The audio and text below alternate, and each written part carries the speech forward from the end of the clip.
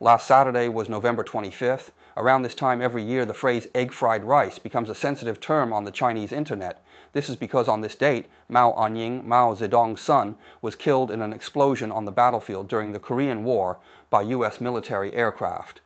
There has always been a popular explanation among people saying why Mao Anying was bombed.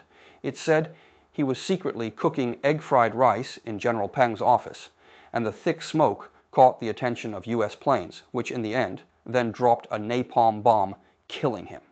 Official sources have always vehemently denied this story. The People's Liberation Army Daily and Xinhua News Agency have specifically published articles criticizing this as a rumor. In the movie The Battle at Lake Changjin, how is it depicted? Mao Anying goes in to grab documents and military maps and is then bombed, sacrificing himself for the country. Recently there was a video from the Chinese Historical Research Institute, which I have talked about in previous shows. Every year around November 25th, they come out to debunk this story. This year, they specifically made a video claiming that the egg fried rice narrative is the most vicious slander and defamation of the martyr Mao Anying. During national distress, with the enemy approaching, Mao Anying bravely stepped forward, enlisted in the army. But the heroic act of Mao Anying sacrificing himself for the country has been tarnished with various slanders in recent years, particularly the rumor that his death was caused by cooking egg-fried rice and attracting enemy planes. Heroes must not be defiled. Their dignity must not be violated. Today, we further clarify historical facts and restore historical justice. Around November 25th, the term egg fried rice is not to be taken lightly. Saying it can have severe consequences. 3 years ago, there was a food writer named Wang Gong. Wang Gong teaches cooking online, and he's really good. Many of the dishes I make, I learned from him. He posted a video teaching how to make egg fried rice. Hello everyone, I'm Wang Gang. In this video, I will share with you a main dish, Yangzhou fried rice. It wasn't posted on November 25th, but it triggered many nationalistic netizens. They accused him of defaming a heroic martyr, frightening Wang Gang into quickly making an explanation. He said he's just a cook, and he doesn't understand. He doesn't have a high level of education, and he apologized to everyone. 2 years ago, China Unicom had a public account. On November 23rd of that year, they wrote a public article teaching people how to make egg fried rice. This too sparked countless attacks, and eventually the account was shut down. Even though China Unicom is a favorite child of the CCP, the term egg fried rice is off limits. Those who dared to defy this on November 25th ended up detained. So, do you see? Egg fried rice has become a topic that can't be discussed around November 25th in China. But while we can't talk about it inside China, we can discuss it freely overseas. Today, I'm going to talk about egg fried rice. In fact, last Saturday, I specifically went out and had a bowl of egg fried rice. I posted a photo, and many people criticized me. But in my opinion, clarifying the real relationship between egg fried rice and Mao Anying's death is valuable. Why is the CCP afraid of a simple bowl of egg fried rice? From entering the Korean War to a heroic sacrifice, just a short 37 days. Mao Anying, only 28 years old when he died, didn't receive any honorary titles or medals for his special status. But like thousands of other volunteer soldiers who left their lives in Korea, he devoted himself to a war for peace and justice, leaving a lasting legacy. The claim that Mao Anying died because of egg fried rice originally came from Yang Di.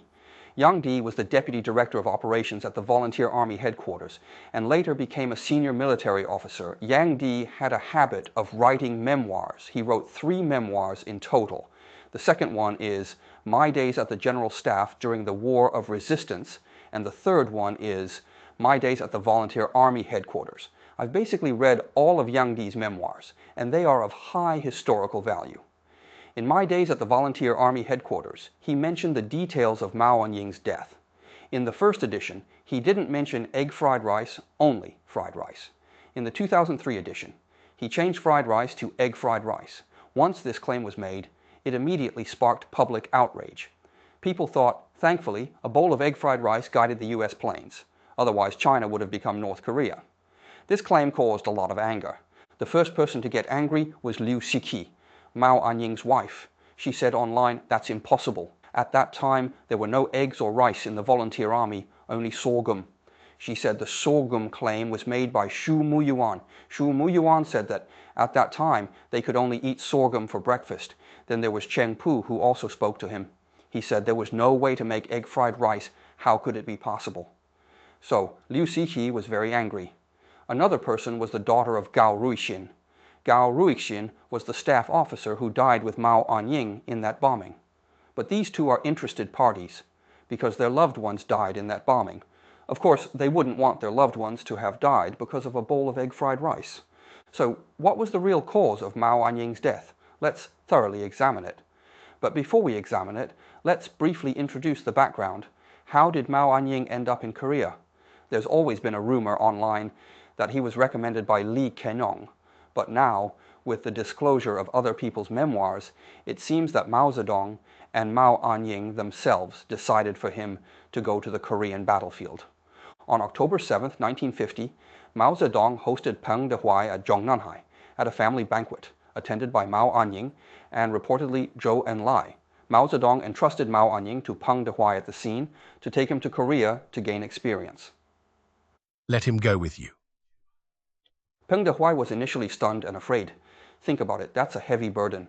Moreover, Mao Anying had never fought in a war. Although he participated in the Red Army in the Soviet Union, he had never been on the battlefield. Imagine taking Mao Anying to the battlefield. That would be too dangerous, so he initially strongly refused.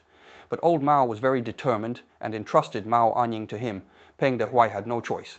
The next day, he took Mao Anying to Shenyang. In Shenyang, Mao Anying stayed with Gao Gang for more than 10 days. Then, on October 23rd, Mao Anying entered Korea, arriving at the Volunteer Army headquarters. Mao Anying's official position in the headquarters was a Russian translator. But in fact, during his entire time in the headquarters, the need for Russian translation was almost nil. The Russians brought their own translators. In the 32 days he worked there, he only translated twice. Once, when the Soviet ambassador to Korea visited Peng Dehuai at the headquarters, and another time when a Soviet committee visited Peng Dehuai. That's it. Apart from that, he had no other translation work. His other role was as the party secretary of Peng Dehuai's office. Actually, he had nothing to do. He didn't need to be on duty. Many memoirs confirm that Mao Anying actually had a very leisurely job there. Usually, he just played chess with old General Peng and interrupted during military meetings. During the first battle, when the 38th Army was not performing well, Peng Dehuai was furious. During the meeting, Mao Anying stood up, picked up a stick, and pointed around on the map. At that time, others didn't know he was Mao Anying because he used the alias Translator Yang. People were surprised, wondering why this translator was so bold. General Peng was speaking, and he was interrupting. He was just a translator. No one dared to speak back, not even General Peng. So you can see Mao Anying's status in the headquarters was very special. So what happened at the Volunteer Army headquarters on November 25? The Volunteer Army headquarters at the time was in a place in northern Korea called Dayuling. This was a location that had been moved several times before. Earlier, it was in Dadong. Dayuling was a gold mine with county-owned gold mining caves, which were good for hiding. In this valley, there were two houses. One was Peng Dehuai's office and resting room. The other house had 3 rooms. Inside these 3 rooms, Ding Ganru, the director of operations, and Yang Di, the deputy director, lived in one room. About a dozen staff members lived in another room. Then there were Mao Anying and Zhao Nanqi in another room. Mao Anying was a Russian translator and Zhao Nanqi was a Korean translator. The two were arranged together.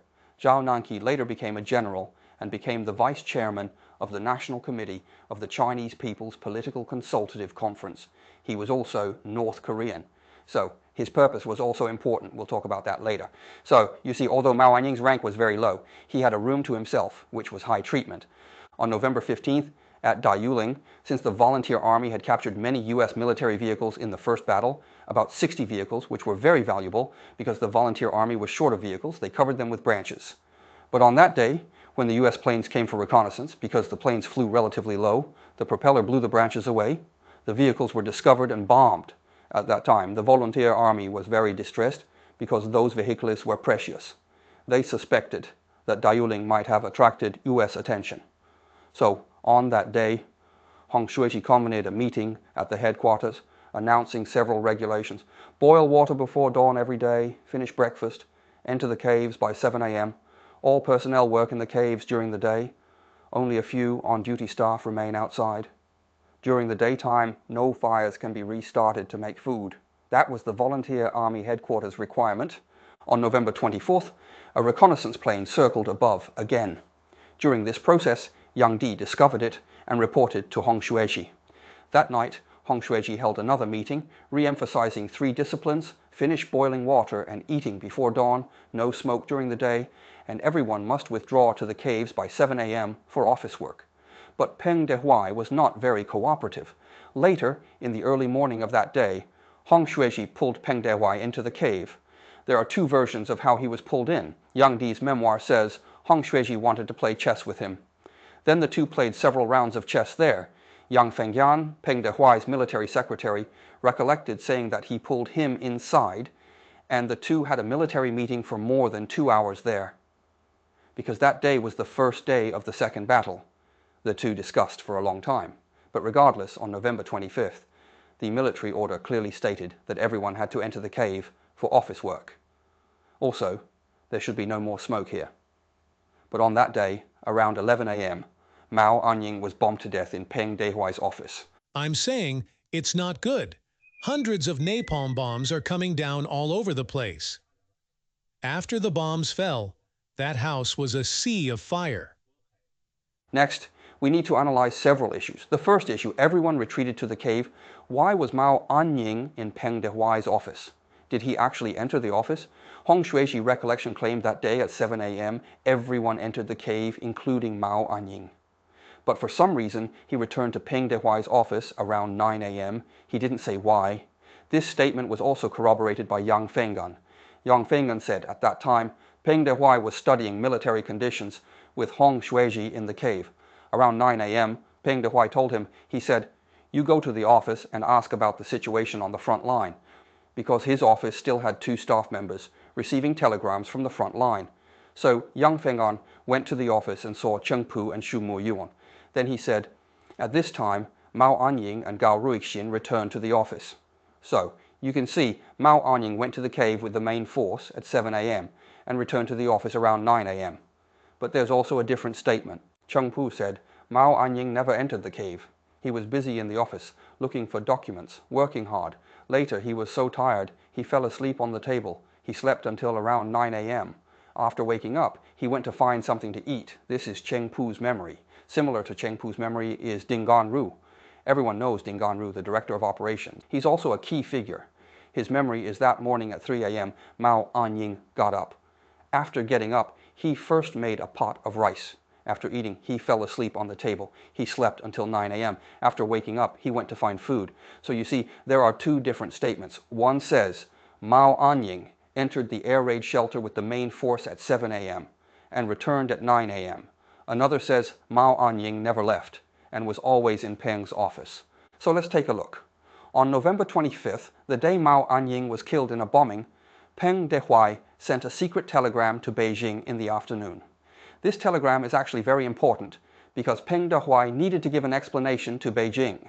It said that he deliberated over this telegram for more than an hour. This telegram was later made public, and it goes like this. On November 25th, at dawn around 7 o'clock, we had all retreated to the caves, but Mao Anying and 3 others did not evacuate and were in the Volunteer Army's office. At 11 o'clock, American planes came, and these 4 people left, but later returned. When the American planes came back and dropped napalm, Mao Anying and Gao Ruixin were killed, while Cheng Pu and Xu Muyuan survived. That's roughly what happened. This telegram, I think, is very important, because when Peng Dehuai wrote this telegram, I personally believe he wouldn't intentionally lie. So I tend to think that Mao Anying didn't leave Peng Dehuai's office that day at all. He just fell asleep on the desk after having a meal in the middle of the night. No one dared to disturb him. Who would dare to wake him up? Because of his presence there, although his identity was a secret. The key people all knew who he was, and no one dared to order him to move to the caves in the morning. So he slept till 9 o'clock in the morning, while others got up at 6 o'clock to eat sorghum rice, which he missed. In the morning, he got hungry and started looking for food. So first, I think Mao Anying didn't leave General Peng's office. Second, why was Mao Anying in that office? According to Cheng Pu's memory, he said at that time they were on duty. No matter how dangerous, they had to stay at their post, and Mao Anying was busy sending and receiving telegrams until he fell asleep on the desk at around 9 o'clock. After waking up, he started looking for food. If that's the case, the martyr Mao Anying's sacrifice would certainly be very heroic, right? But I think there's a problem with Cheng Pu's recollection. Firstly, Cheng Pu's memoirs are wrong about the time when Peng Dehuai left the office for the caves. He said Peng Dehuai was sleeping in the office and didn't move to the caves until 11 o'clock when the American planes came. This is obviously wrong. Multiple recollections, including our previously mentioned telegram, have stated that Peng Dehuai had moved to the caves at 7 o'clock. So Cheng Pu's recollection here is incorrect. Secondly, another important point from Cheng Pu is his statement to the Special Case Group in 1972. During the Cultural Revolution, they began reinvestigating the case of why Mao Anying was killed in Korea. At the time, there were suspicions that Peng Dehuai intentionally got him killed. So Cheng Pu also provided information for the Special Case Group. Consider that this was in 1972, during the Cultural Revolution, and Cheng Pu was also implicated. Would he dare to write down the truth so carelessly? Probably not. So his words should be taken with a grain of salt. Thirdly, Cheng Pu mentioned that he and Xu Muyuan were on duty, which is true as there needed to be staff in Peng Dehuai's office for telegrams. But the key question is whether Mao Anying was part of this. We said earlier that Mao Anying didn't have specific duties in the office. He was a Russian translator and didn't need to be on staff duty. The telegram work was specifically handled by Gao Ruixin, who arrived on the Korean battlefield on November 18th to replace Zhang Yangwu. Zhang Yangwu, who was originally Peng Dehuai's secretary, had requested to leave due to not being suited for the work there, so he left on November 17th. Since Peng Dehuai didn't need to make any changes to the telegrams written by Gao Ruixin, there was nothing for Mao Anying to do. There's no memoir that mentions he needed to log these so-called telegrams, so this point is also not valid. So can you see? Cheng Pu expanded the story of him and Xu Muyuan being on duty to include Mao Anying, giving the impression that Mao Anying was also on duty. In reality, Mao Anying wasn't on duty. He overslept and was looking for food and was ultimately bombed. The third point is whether Mao Anying was really making fried rice that day. About the fried rice story, Yang Di recalled that everyone had retreated to the air raid shelters. When he went to the scene for inspection, he found Mao Anying, Cheng Pu, and someone else making fried rice. He asked, "How can you make fried rice without setting off smoke?" Then Cheng Pu replied, "I wouldn't dare to make fried rice." It was the translator doing it. This was Yang Di's account, which has been corroborated by several others. For instance, Yang Fenggan, Peng Dehuai's military secretary, mentioned that on that day Peng Dehuai and Hong Shuiji were discussing military affairs in the cave, and around 9 o'clock they sent Yang Fenggan to the office to check on the situation. When Yang Fenggan arrived, Mao Anying and Gao Ruixin had returned and were making fried rice. This is his account. So Yang Fenggan's account also corroborates Yang Di's. There's also Ding Ganru's account. Ding Ganru recalled that he got up at 3 o'clock, ate something, and then fell asleep until 9 o'clock. When he woke up, he started to make fried rice again. There is Zhao Nanqi, who also mentioned looking for food and making fried rice. So the fried rice story is actually verified by many people. At that time, Liu Siki said there were no eggs. How could there be eggs? In fact, eggs were available. This point was also stated in other memoirs. Eggs were indeed rare, but there was a man named Park Il-woo, the second commander of the North Korean People's Army, who had served in the Chinese army under the name Wang Wei. He was very close with Chinese military personnel and also spoke fluent Chinese. He had brought a basket of eggs when he visited the volunteer army headquarters to see Peng Dehuai. So the fried egg part is credible. But why did Cheng Pu also mention apples and roasted apple peels? This is simple.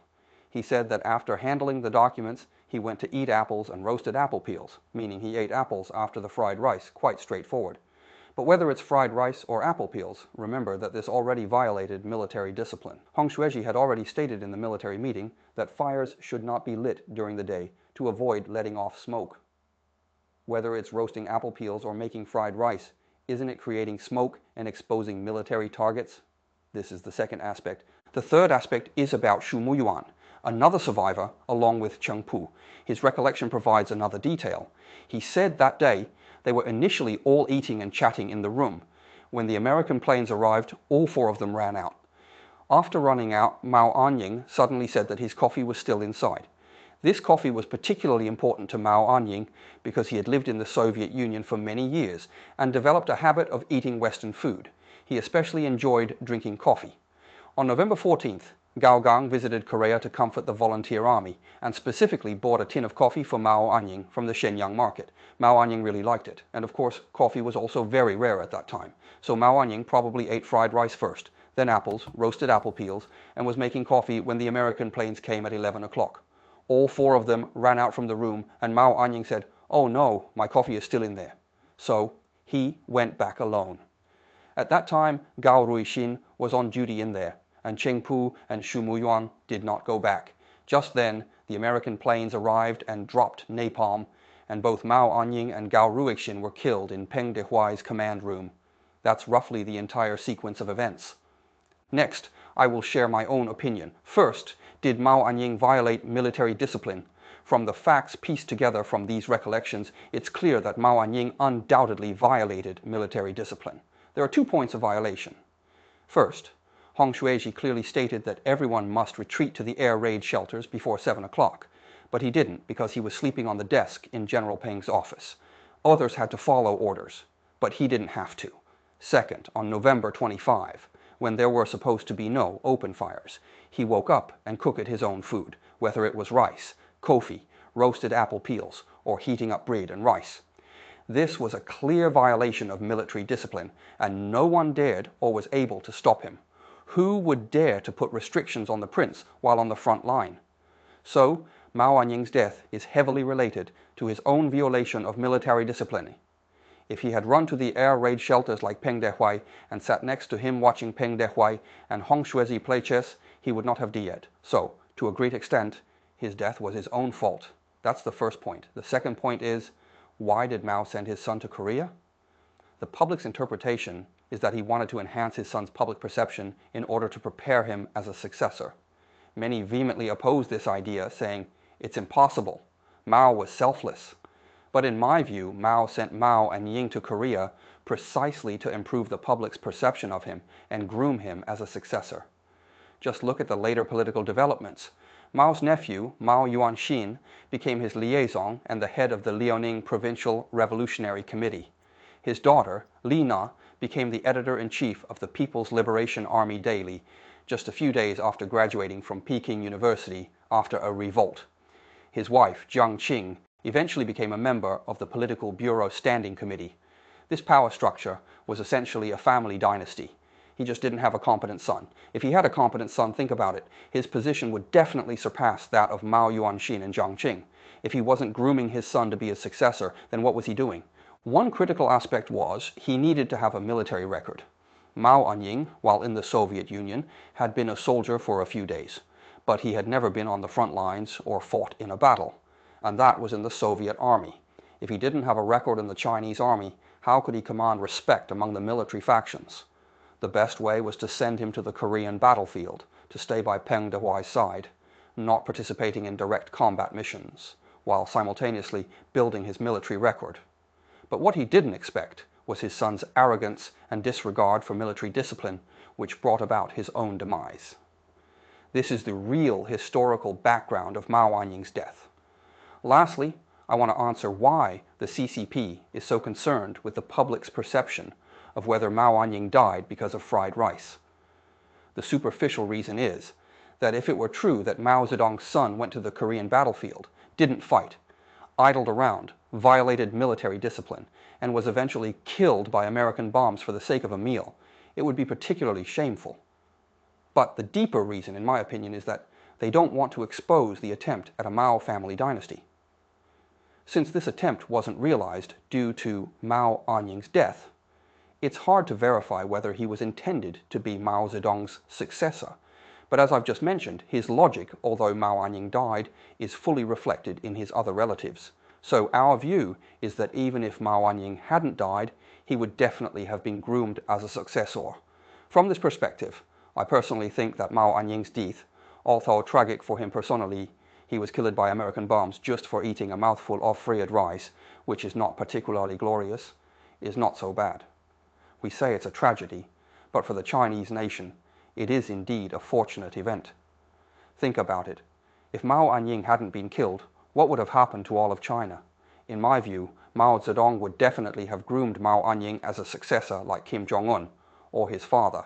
You can see this shadow in Mao Yuanxin, Jiang Qing, and even Mao Xinyu, because after Mao Anying's death, he couldn't find anyone else. He had no choice. And you can see in his later years, as an autocratic dictator, how hesitant and doubtful he was about the issue of a successor. He initially chose Liu Shaoqi, who ended up being purged, then Lin Biao, who eventually died in a plane crash. For an autocratic dictator, handing over power to someone who isn't a family member is an extremely painful thing. So, think about it. If Mao Anying were alive, he would definitely have handed over power to his own son. From this perspective, Mao Anying's death was indeed a fortunate event for the Chinese nation. So, I personally think that on November 25th, we can't eat fried rice within the country, but outside the country, eating fried rice is quite valuable. If Mao Anying had successfully taken power, there would have been no place for Deng Xiaoping or Hua Guofeng, and the entire Chinese nation would have fallen into an irretrievable situation. So, our eating fried rice is not to mock Mao Anying, but to celebrate that the Chinese nation later embarked on the path of reform and opening up. Of course, drinking Rui Xing coffee is also good. Rui, think about it. In Chinese, it means fortunate. Okay, that's all for today. Thank you, everyone.